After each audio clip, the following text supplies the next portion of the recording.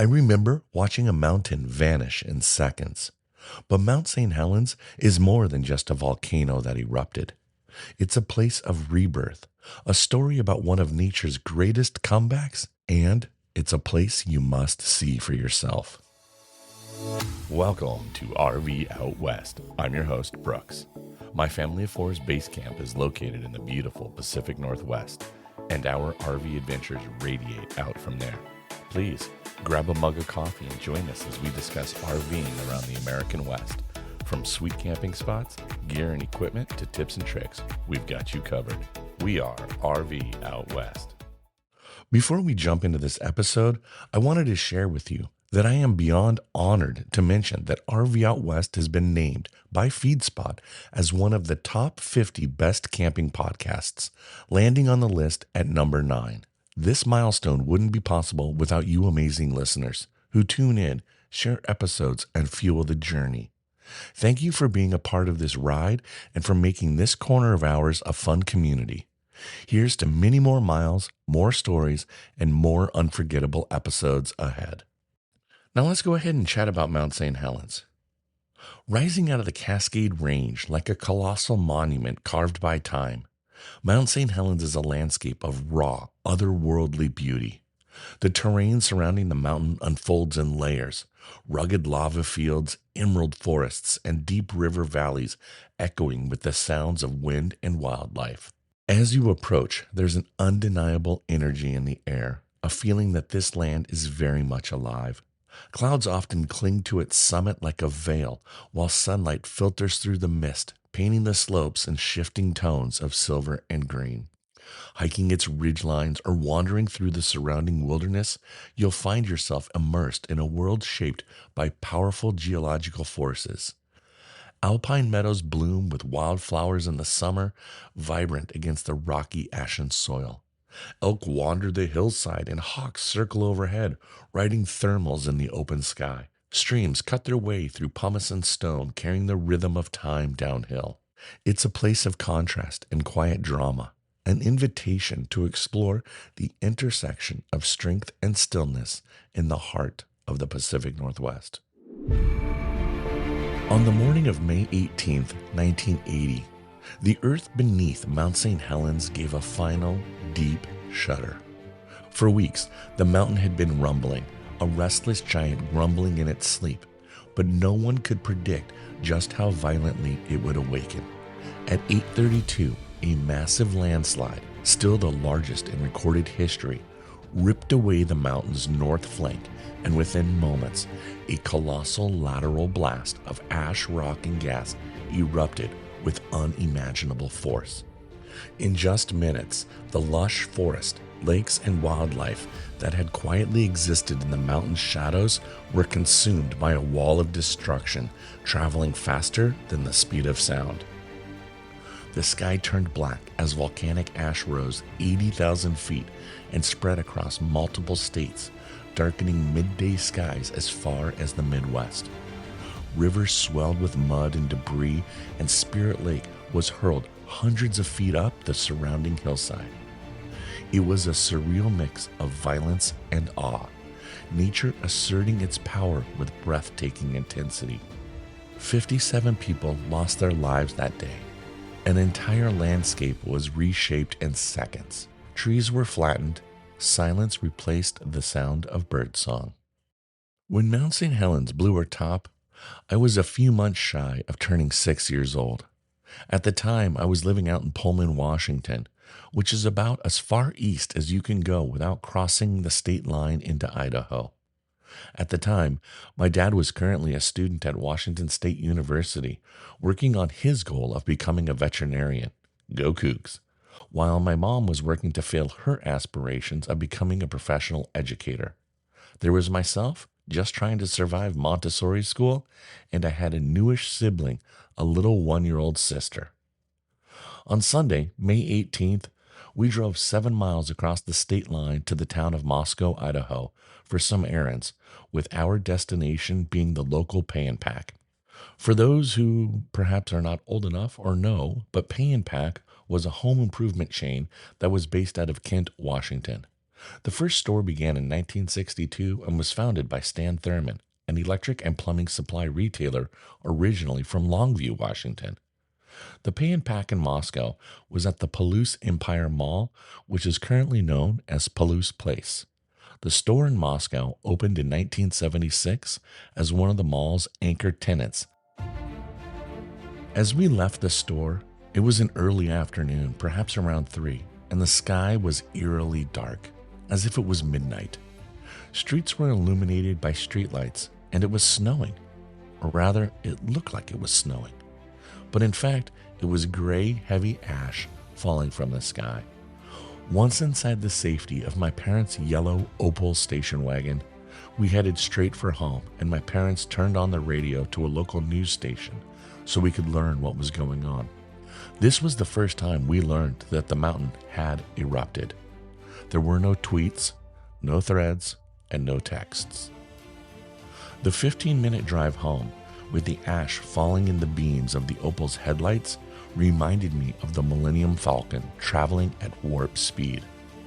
Once we pulled into the driveway of our home, my mom hurriedly took my sister inside, and my dad and I were behind them. And that's when it was realized that our 2 cats, Bosco and Tiffany, had gone to hide under our house, and so my dad and I needed to crawl under the house to rescue them. The next morning, ash was everywhere. Think of it as a snowstorm that blew in 6 inches of fresh pow-pow. It was a wild wonderland to wake up to. The news outlets and medical professionals recommended that everyone wear masks, and so we all masked up to be safe from the particles of ash that lingered in the air. We wore them for months. The schools closed for the remainder of the year, and the city began to dig itself out. Watching the news and looking at photos in the newspaper and seeing trees strewn across the landscape, and they looked like someone had just opened a box of matchsticks and dumped them out. It was crazy. For over 40 years, this mountain has been a draw for me. It's a place I've always wanted to see for myself. It's a huge part of this state's history, and I have never been there. It was an itch that needed to be scratched and a line item on my bucket list. This past Memorial Weekend, with my family in tow and some wonderful friends, we made the trek out to the south side of the mountain. This is the side of the mountain that for the most part is still intact, minus a mountaintop, as it was the north side that had the devastating landscapes and destruction. I'm going to share with you about our experiences and what I may do differently the next time I go, and I assure you I will be back sooner rather than later. Leaving the quiet hum of I-5 behind in Woodland, you turn east onto Highway 503, also known as the Lewis River Road, and almost instantly, the world begins to change. The road threads its way through dense evergreen forests and past sleepy farms tucked into the gentle folds of the foothills.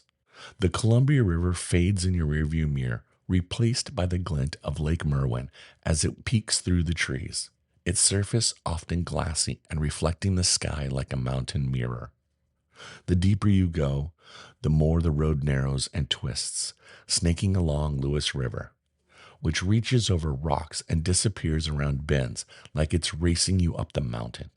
As you climb, power lines thin out, cell service flickers away, and you feel just the pull of the wilderness growing stronger. Tall Douglas firs and western red cedars tower above, forming a green cathedral that filters the sunlight into golden beams. The air grows cooler and carries the earthy scent of moss, pine, and volcanic soil. Occasionally, the trees part, revealing long views of distant ridges and valleys carved by ancient lava flows and time. You pass through Cougar, a tiny outpost with a general store and a handful of buildings, that feeling like a last touch of civilization, and it is the last fuel stop. From here, the road rises more sleepily, and the terrain becomes rugged and wild. Signs for the Mt St Helens volcanic monument starts to appear, and with them, a sense of anticipation. Finally, a turnoff onto North Forest 83 leads you down a quiet forest road deeper into the shadow of the mountain. The pavement turns to gravel in places, and the trees grow thick again, Then the canopy opens just enough to let in a wash of sunlight, and you're there. Ape Cave Trailhead. Before entering the parking lot, you will be greeted by a ranger in a small hut as you need reservations to visit the ape caves. The parking lot is tucked into the forest, and the trail leads into the earth where ancient lava once flowed, forming the longest lava tube in the continental United States.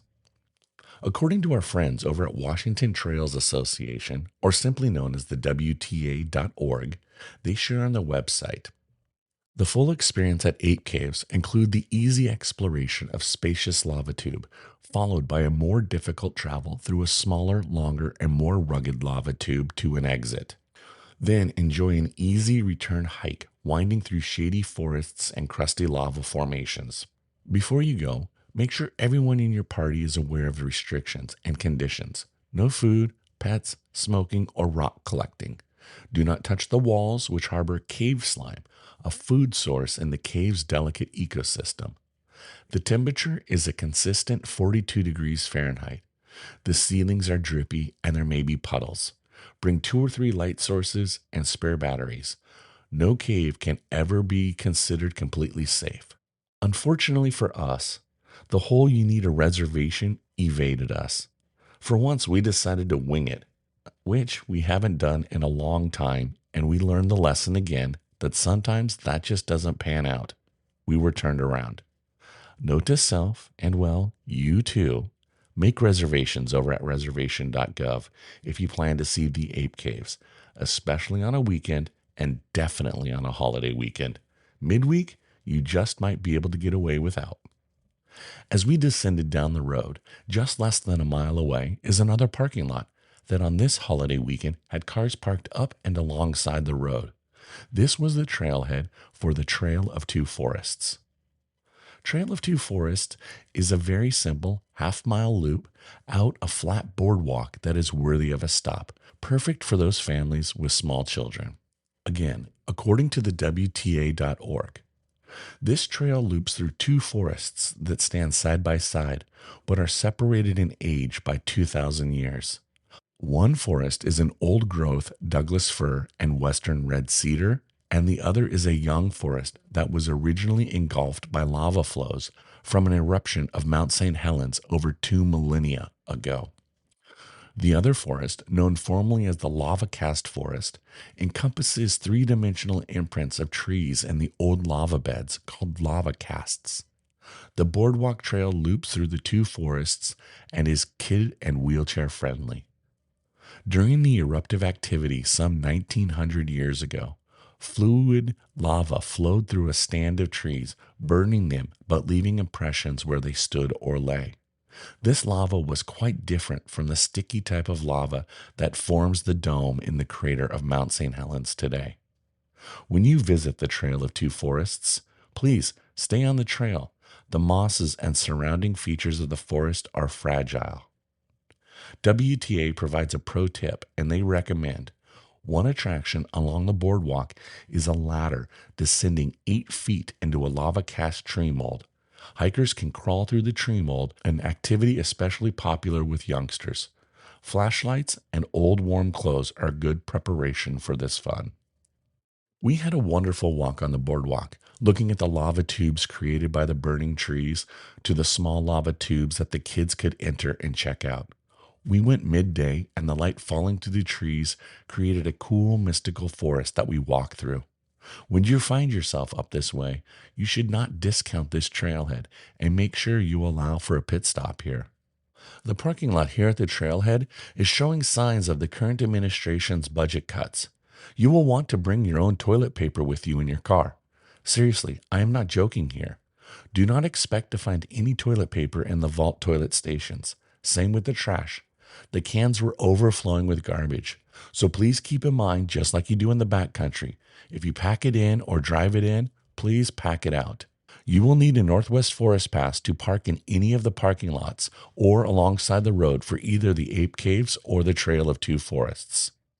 We've got more to this story and our adventures coming your way in just a moment, but first, let's take a quick break to hear from our longtime supporter, CamperAlerts.com. It's summertime and the great outdoors are calling. But did you forget to book a campsite 9 months ago? Well, don't worry. Say goodbye to sold-out campgrounds with Camper Alerts. With Camper Alerts, you can choose your campground, select your site type, and set a personalized alert. And when a site becomes available, they will notify you. It's that simple. Visit camperalerts.com today and start setting your alerts. As we left the trailhead, we decided to drive along a network of rugged forest roads that weave through the dense Guilford-Pinchot National Forest. This route offers a quiet and wild loop around the south flank of Mt St Helens, taking Forest Road 90 to Forest Road 83 and eventually up to Forest Road 8303. You'll find yourself in a realm of towering firs, moss-draped branches, and volcanic rock outcroppings. These roads aren't for the faint of heart. Paved in parts but often cracked, potholed, or turning to gravel, they demand slow speeds and a watchful eye, especially after rain in early spring when snowmelt lingers. I'd even recommend a vehicle with high clearance. In the late spring or summer, I don't believe that four-wheel drive is necessary, but it's also not a bad idea. What you will find on this route is solitude. As you climb past the ape caves, the forest grows thick and quiet, broken only by the call of a raven or the whisper of the wind through the old-growth trees. Every turn reveals something new, glimpses of lava-carved landscapes, wildflower meadows, and the occasional pocket view of the crater's rim. For those looking to boondock, this loop is a gold mine. Dispersed camping is allowed in mini pull-offs along Forest Road 83 and 8303, especially once you're a few miles past the main trailheads. Look for previously used clearings with stone fire rings. These are both leave no trace friendly and often more level for RVs or vans. While smaller rigs and tent campers will have the easiest time, careful drivers and large setups can find a spot with a bit of scouting. There's no cell service, no water, no amenities. Just you, the forest, and a sky full of stars. For the best experience, arrive early in the day to scope out a site. Bring everything you need and check road conditions ahead of time. This is true backcountry, and that's what makes it unforgettable. We did not boondock, but saw mini and smaller trailers and Class B vans dispersed camping. We ultimately stayed an hour away at the Columbia River RV Park along the Columbia River, just outside of the town of Woodland, Washington. I will be giving a full RV park campground review in next week's episode, so be sure to tune in next week. Mt St Helens stands as one of the most iconic and captivating peaks in the Pacific Northwest, a place where raw geological power meets breathtaking natural beauty. Nestled within the Cascade Range of southwestern Washington, this stratovolcano is known not only for its dramatic landscape, but also for the stories it tells of fire, ash, renewal, and resilience. Whether you are gazing up at its rugged slopes from a nearby trail or standing on an overlook where the wind carries whispers of the past, Mt St Helens offers a profound connection to the forces that shape our planet. It's a destination that invites both awe and reflection, where nature's might and its ability to heal are on full display. I have wanted to see this mountain and the area for a long time now, and what we experienced was just the tip of the iceberg. It was a tease, and we will be back for sure. We missed by just a few days the newly renovated Mt St Helens Visitor Center reopening in Castle Rock. I am also enthusiastically awaiting the reopening of the Johnston Ridge Observatory once State Highway 504 reopens. The road to Johnston Ridge Observatory experienced a significant landslide on May 14, 2023. This event, known as the South Coldwater Slide, occurred near milepost 49 on State Route 504, also known as Spirit Lake Highway, effectively severing the only road access to the observatory. The landslide destroyed the 85-foot Spirit Lake Outlet Bridge and deposited approximately 300,000 cubic yards of debris, including rock, mud, ice, and water, onto the roadway. Efforts to construct a temporary bypass road were initiated, but ultimately failed due to erosion and structural damage. As a result, the Washington State Department of Transportation has shifted focus to a more permanent solution. with the reopening of the road and the observatory possibly projected for spring of 2027. The first time you see Mount St. Helens, it doesn't just appear, it reveals itself. One moment you're winding through thick forests, and the next, the trees part, and there it is, raw, silent, and scarred. A reminder of nature's power and resilience. There's a stillness in the air that feels sacred, almost heavy with memory. It's not just a visit, it's an encounter, and it stays with you. Thank you again for listening to RV Out West.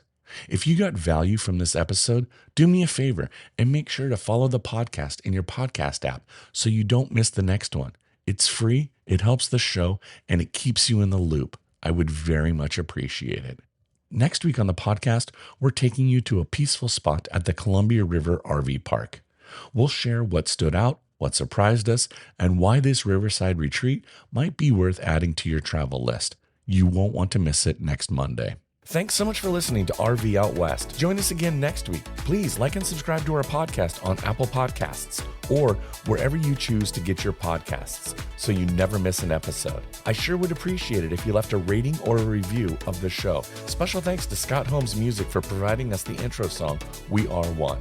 RV Out West can be found on Instagram and Facebook, where you can interact with us and follow along on our RV adventures around the Pacific Northwest. So get out there, explore, and go see what's beyond the horizon.